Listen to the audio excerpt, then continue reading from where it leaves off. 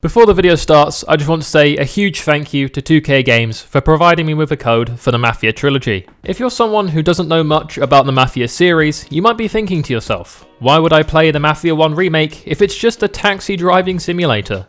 Well, for me, the fun is in driving sweet old Christian ladies into the Chicago River when they make a backhanded comment about my driving skills. Nah, really though. For you to understand what makes this game so good, I guess we've got to go from the start. So we kick things off with our boy Tommy Angelo, who's talking to a police officer.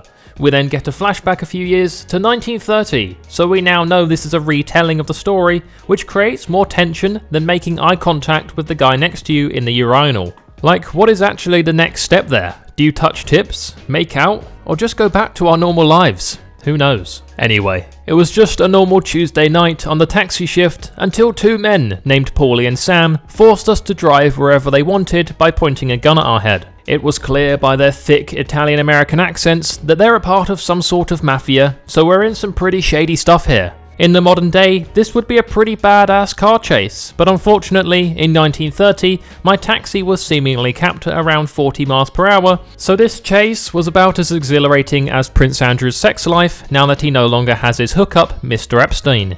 We escape our pursuers and get the boys back to Little Italy, and my taxi may now be smashed up and have more bullet holes in it than a Columbine student, but it's about the journey, not the destination.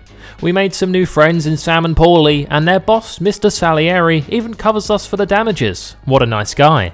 The next day, it's pretty hard to get over that high of last night, riding with the Mafia boys. I tried to keep myself entertained by driving old Christian ladies into the river and getting into a police chase to only end up paying the fine because their job is hard enough without me harassing them. The day does eventually brighten up though when two men with baseball bats try to smash up me and my taxi. This was the exact adrenaline rush that was needed. I make the real alpha male play here, and instead of fighting them back, trying to stand my ground for me and my taxi, I run away to get the help of my much tougher Mafia friends, Paulie and Sam. The boys then take me into the back room to see the boss, Mr. Salieri, and well, I'm extremely surprised at the lack of women here in this room. I mean, if this was a Netflix original TV series about the mob, you know the boss would definitely be an asexual, non-binary character. Who cares about historical accuracy when you can just pander to the millions? Mr. Salieri then lets us know that those guys with the baseball bats that destroyed our taxi were from Morello's mob, another mafia in the area who run a separate part of Chicago. We couldn't just let them get away with smashing up my taxi though, because what's going to entertain me now that I can't drown sweet old ladies in the Chicago River? The plan was to smash up some of their cars and really send a mature message by just copying what they did to me and doing it back to them. Paulie then takes me to introduce me to some of the people who help out behind the scenes with Mr. Salieri's mob, including Vinny, the absolute unit weapons guy, and Ralph, the car guy who has a stutter that's more worrying than the steady decline of this channel whenever I don't play an Assassin's Creed game. How about this one, Polly? It ain't a hot rod, but it'll get you across to town. All right, let's go. So with the Molotovs, baseball bat, and new whips secured, me and Paulie made our way over to the Morello's territory safely and securely in the car. When we arrive, I pick up this guy that must weigh at least 250 pounds and ask if this display of strength is enough to join the Salieri family. Paulie, however, doesn't even bat an eye at my impressive feat of strength, so I guess I've got to show more than one positive attribute to join the family. I start smashing in their cars with a baseball bat, and then a few of Morello's boys come outside and for some reason challenge me when I have a baseball bat. I mean, they would have seen from the window that I clearly have a weapon, but they've come out barehanded. That's like trying to talk to a blind guy using sign language. Speaking of blind people, that actually reminds me that I once dated a blind girl, and things were going pretty swimmingly. I got her back to my bedroom, and then made the mistake of asking her if she wanted to get kinky by putting on a blindfold. This obviously reminded her of her non-existent retinas, and upset her quite a bit, and let's just say, killed the mood. It's not that I have a problem with a woman crying while we're having sex, I mean I'm used to it. It's just that looking into her eyes while they're just spinning around not actually doing anything is quite the turn-off. Their cars were now no longer passable for an MOT, so it was job done. We stole the remaining one in the garage and headed back to Salieri's place to see what the boss had to say about our first job.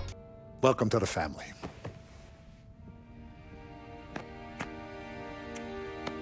So that's it, we were into the family. Tommy Angelo was now a part of the Salieri mob, and it's clear to see that his first purchase being a part of the Mafia was a brand new pair of trousers, because boy, I did not realise Tommy was rocking such a wagon until he changed into this outfit. As much as I'd love to just stand around here and stare at Tommy's wagon all day, unfortunately, we're a part of the Mafia now and have responsibilities. The first few days were admittedly pretty slow, but it was now time to go and do some collections with Sam and Paulie. Collections were basically just getting money that was owed to Salieri for his protection. Unfortunately, we weren't hunting down rare Pokemon cards. Our first stop on the collections list was the local bakery, so to let the geezer know that we were serious, I started to rough up his bread basket. I really thought that if I let Sam and Paulie take care of the talking, I'd just be in the background beating up his bread basket to really get the message across. This tactic obviously worked, as he lets us know that the money's in the back and I go and collect it, where his mum's standing shouting at me in Italian. I try to right hook her, but unfortunately, the game didn't allow me that kind of freedom. If I do ever get back into the taxi business, I know one day I'm gonna go pick up his ma and take her for a nice trip down to the Chicago River. The next stop was a Chinese antique store, and Paulie was insistent about taking this one on by himself. It was a bit suspicious, but with all the rustling and bustling, he was either taking care of business, or taking care of business in an entirely different way. When he's going, Polly don't stop. Yeah, I think I know what business he was taking care of after Sam's comments. The next collection is actually way out of the main city of Chicago and all the way in the suburbs. It gives you a lot of time to take in the views and really appreciate how beautiful this game is. Honestly, the glow up from Mafia 1 to the Mafia Definitive Edition is better than any Disney Star's glow up. The drive is admittedly a bit of a ball ache, but they've got to be this far out when you're doing things like trading alcohol. Yes, I did indeed say trading alcohol, because it was actually illegal during this time period. It's so weird to think about in 2020 that alcohol was once upon a time illegal. Like, just imagine that. A drug that helps you relax, helps you chill out in the evenings, a reward for a hard day's work, being illegal.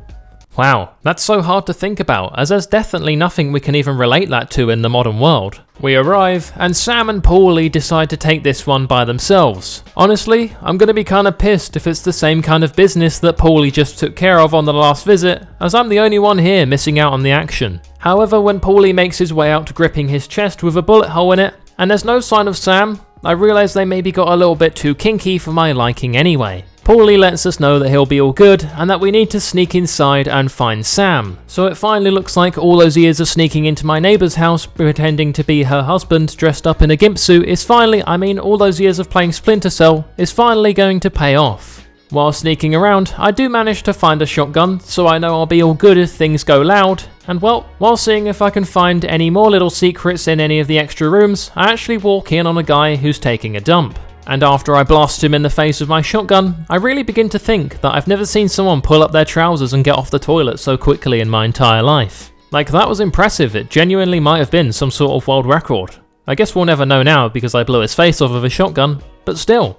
Needless to say, after blasting that guy who was on the shitter, the whole stealth thing just completely went out the window, but it was nice to get some gun-to-gun combat to really see how it felt in this game. I have no further comment because I don't know what gun combat felt like in the 1930s, but to me, this was satisfying and fun and an improvement on Mafia 3, so that's a good sign. We find Sam, and he's a bit bloodied and bruised, but overall, he'll live to see another day. Unfortunately though, there's another guy in the bar who we didn't find, and he makes his way out of there with our money. A bit like my ex-girlfriend when she ran away with her OnlyFans money, even though I set up the page for her and took the photos, the absolute cheek of it. I catch up to the guy after another pretty unexhilarating car chase as we're capped at about 40 to 50 miles per hour, but I do ram him and give him a pretty severe case of whiplash. At least that's what I thought until I walked up to the car and saw the damages for myself, and yep, that's definitely a broken neck.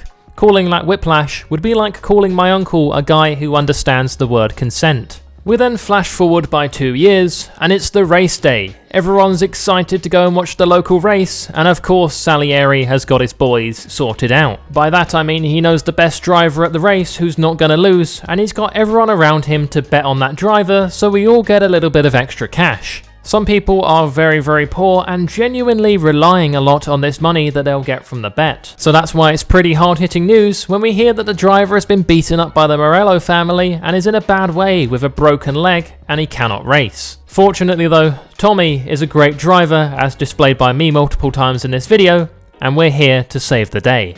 My start is decent, and as the race goes on, I develop a tactic of just moving other cars out of the way by ramming myself into them, under them, and over them in whatever way I can. For most of the race, I'm hovering around 11th to 8th. That is until the second lap. We're on one of the last turns, and I'm making some ground finally.